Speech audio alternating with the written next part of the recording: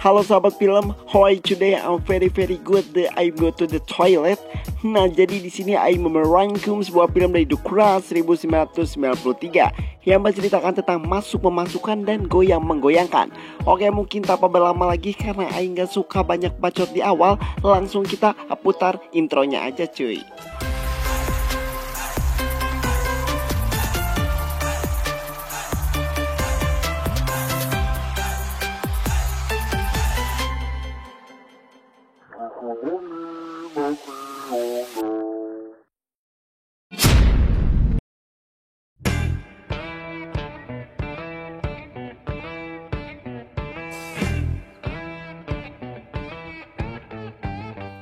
Film diawali dengan seorang pria bernama Sinik.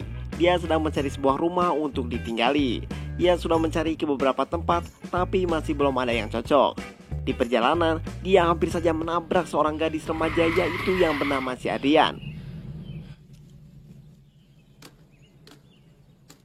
Terlihat di sini seperti Sinik tuh tergoda sama gadis itu. Secara kebetulan ternyata ibu si Adrian tuh menyewakan sebuah rumah. Setelah berkeliling melihat beberapa rumah, Sinik pun tertarik pada satu rumah yang ditunjukkan ibunya. Lalu Sinik pun bergegas buat masukin barang-barangnya ke dalam rumah. Di sini terlihat juga ada Adrian dan temennya yaitu yang bernama si Chien. Dan di sini si Adrian menyuruh buat si Chien buat ngawasin gerak-gerik dari Sinik. Setelah masuk ke dalam rumah, si Chien pun terkejut dengan ketampanan Sinik. Nah, karena malu akhirnya si Chien pun kembali ke tempat si Adrian.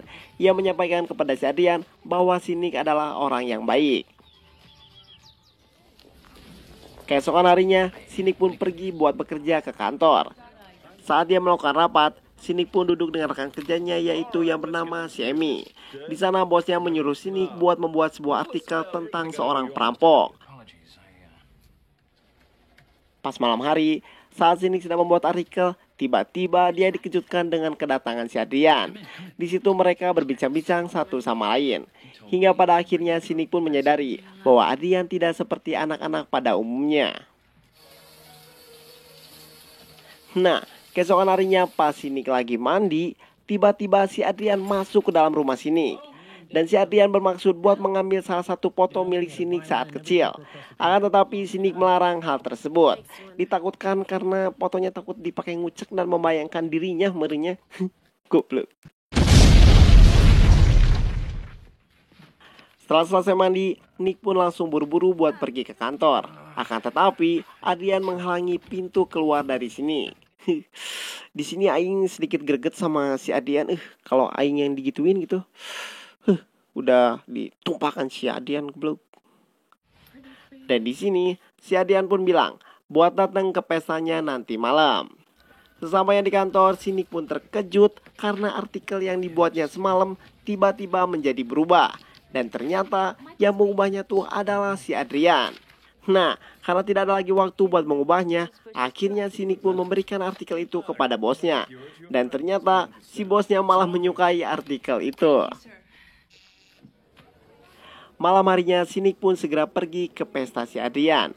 Dan di sana dia mengaku bahwa dia telah mengganti artikel milik Sinik. Di saat yang sama si Adrian pun mengajak Sinik buat ke suatu tempat. Dan di tempat itu Sinik secara tidak sengaja mencium si Adrian. Dan di sini akhirnya Sinik sadar bahwa Adrian adalah gadis remaja yang masih di bawah umur. Oleh karena itu dia memutuskan untuk kembali lagi ke rumah. Sesampainya di rumah, Sinik merasa menyesal karena telah mencium Adrian yang masih di bawah umur. Esok harinya saat Sinik sedang bekerja, dirinya menyadari bahwa foto dirinya dan ayahnya telah menghilang.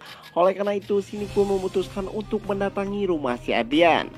Setelah mencari fotonya di kamar si Adrian, dengan rewasnya, Sinik pun dikejutkan dengan kedatangan si Adrian. Dengan cepatnya, Sinik pun langsung bersembunyi ke dalam lemari.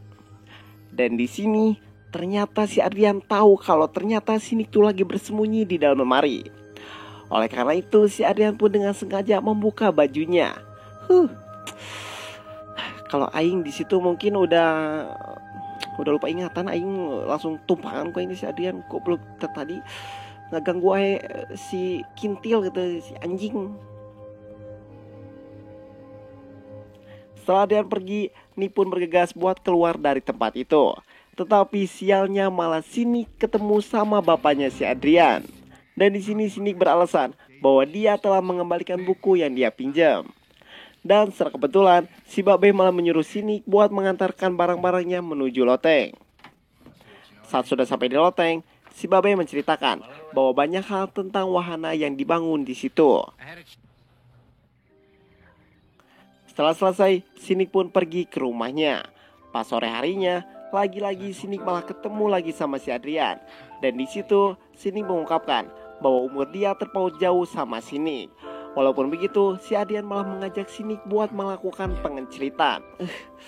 Karena Sinik bukan cowok sangean kayak kalian, di sini Sinik malah marah kepada si Adrian.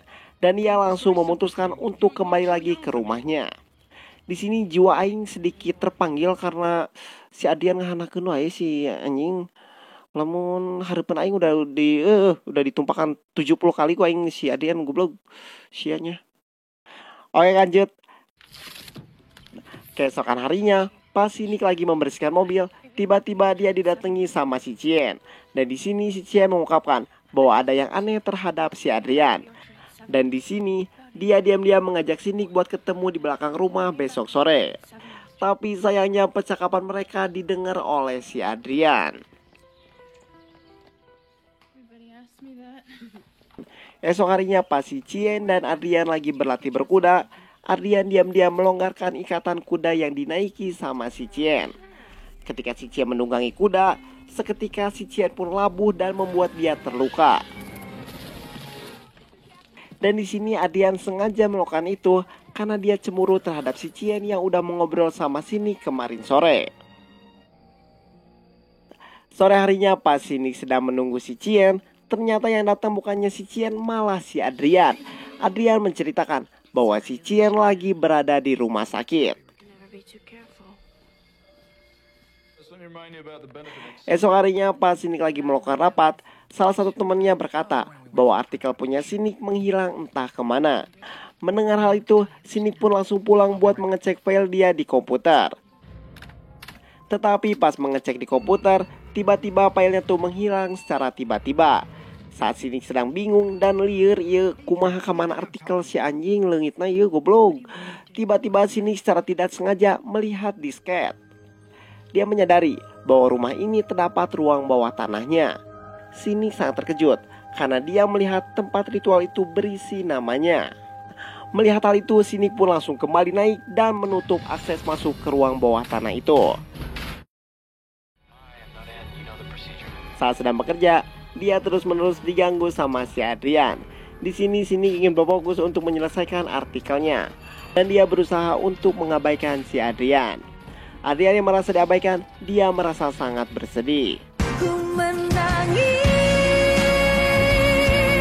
membayangkan betapa kejamnya dirimu atas diriku. Kau buatkan cinta ini, kau pergi bersamanya. Ku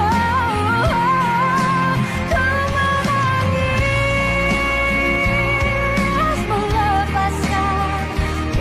I like the technique, but does it make me want to read? Egyptian iron means something. Kind of hope they're moving this week. Esok harinya karena dia terus-menerus diganggu sama si Adrian, akhirnya Sinik pun memutuskan untuk pindah rumah. Tetapi di sini Sinik malah dikejutkan dengan kedatangan si Emi. Lalu di sini si Emi mengungkapkan perasaannya kepada Sinik. Dan di sini juga mereka melakukan pengenceritan. Aduh, aing tadinya respect sama si Boy, ternyata lelaki itu sama aja anjing. Sama aja doyan mengencerit tuh, goblok si anjing. Malam harinya, Adrian pun sangat bersedih karena dia gak dapat kabar dari Sinik. Oleh karena itu, Adrian pun diam-diam masuk ke dalam rumah Sinik. Dan betapa terkejutnya si Adrian, dan dia melihat Sinik telah capek mengencerit bersama si Emi. Ku menangis, membayangkan betapa kejamnya dirimu atas diriku. Kau buatkan cinta. Esok harinya pas si Ami pulang, dirinya bertemu dengan si Adrian. Amy menjelaskan bahwa Adrian masih di bawah umur untuk menyukai seseorang. Di sini tapi teh lagi musim kimcil-kimcil yang bening gitu teh. Di dia mah loba teh kincil. Oke, lanjut. Setelah menjelaskan hal itu, Amy pun langsung pulang ke rumahnya. Setelah sampai di rumah, ia ingin masuk ke ruang cetak foto. Dan ternyata si Adrian telah mengikuti Amy dari belakang. Ia langsung memasukkan berisi lebah ke ruangan tersebut. Hal itu hampir membuat si Amy meninggal karena sengatan tersebut.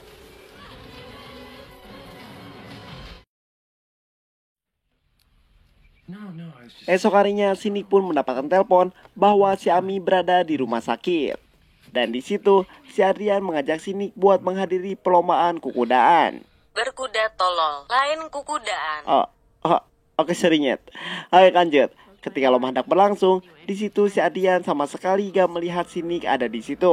Oleh karena itu, dia membuat si Adrian sangat bersedih. Dia langsung bergegas untuk mencari si Nick ke kantornya. Dan di sana, si Adrian langsung menampar si Nick dan membuat orang-orang di sekitar melihat mereka berdua. Mamam si goblok. Lalu si Nick pun mengajak si Adrian ke suatu tempat.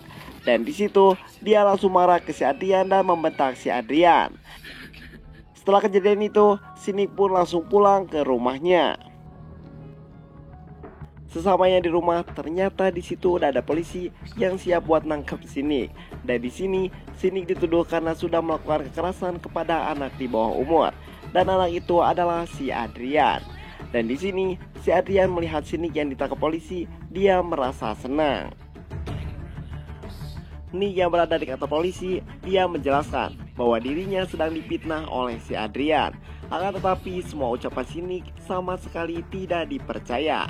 Akhirnya si Nick pun dijebloskan ke dalam penjara.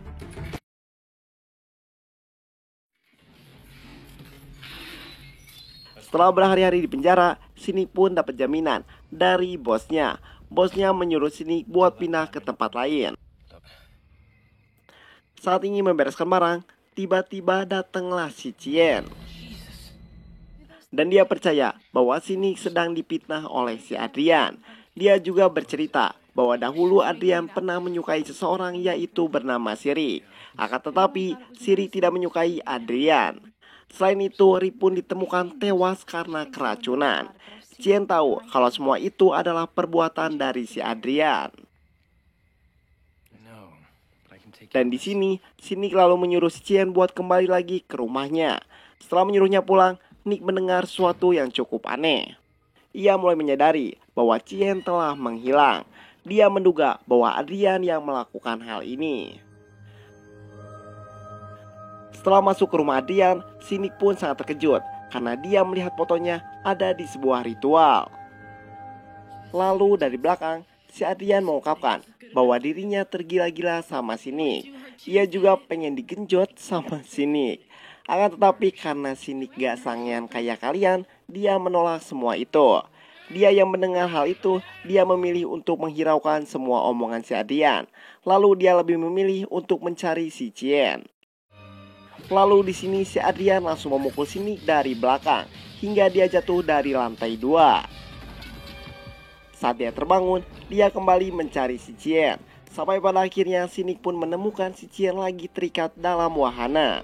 Adrian yang melihat itu tidak tinggal diam. Dia mencoba memukul si Nick. Karena si Adrian cewek, di sini si Adrian tuh kalah sama si Nick. Dan di sini juga datanglah ayah si Adrian yang ingin memukul si Nick. Dan tetapi ayah si Adrian malah dipukul sama si Adrian. Nah, mungkin karena si Adrian tuh suka sama si Nick, bapaknya juga digamplang anjing sama si Adrian. Goblok banget. Oke, lanjut. Singkat cerita, si Adrian pun pingsan karena terkena pukul dari si Nick.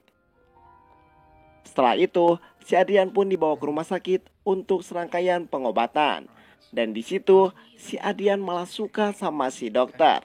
Dan artinya dia bakal mengincar dokter tersebut. Mamat, ending yang sangat pengen digenjot.